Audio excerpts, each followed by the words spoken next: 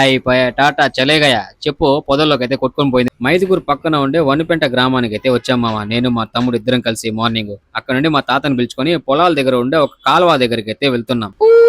Enjoy పండగ మామ. ఇది చిన్న కాలువ కాదు, చూడడానికి మినీ వాటర్ ఫాల్స్ లాగుంది. పోయింది పోయింది ఇంకంతే. అయిపోయా టాటా చలేగయా చెప్పు పొదల్లోకి అయితే కొట్టుకొని పోయింది మా తమ్ముడిది. అవుట్డోర్ అడ్వెంచర్ లైఫ్ అంటే చాలా ఇష్టం మామ నాకు. మైండ్ లో ఉండే స్ట్రెస్ అంతా వెళ్ళిపోతుంది మామ ఇలాగ బయటకు వచ్చినప్పుడంతా. ఇక్కడికి వచ్చినందుకు గుర్తుగా ఉంటుంది అనేసి ముగ్గురం కలిసి ఒక ఫోటో అయితే తీసుకున్నాము. ఇంకా అక్కడ నుండి కాజీపేటకి అయితే బయలుదేరాం. వెళ్లే దారిలో అరటికాయలను లారీలోకి అయితే ఎక్కిస్తున్నారు మామ.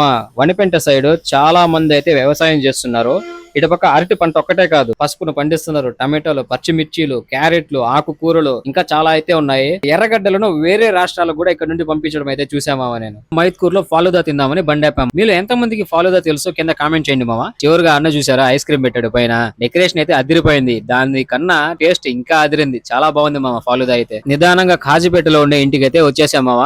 లోపల నా కోసం chicken biryani waiting. Chicken biryani తినడము, ఈ పర్షియన్ క్యాట్స్ కాసేపు ఆడుకోవడము. ఇది ఒక్కటే కాదు, లోపల ఇంకొక 7 ఉన్నాయి పెద్దవి. సేమ్ జాతి మామ, అన్ని బొచ్చు పిల్లలే. వీటితో పాటు ఒక 4 చిన్న పిల్లలు కూడా ఉన్నాయి. అవేవి.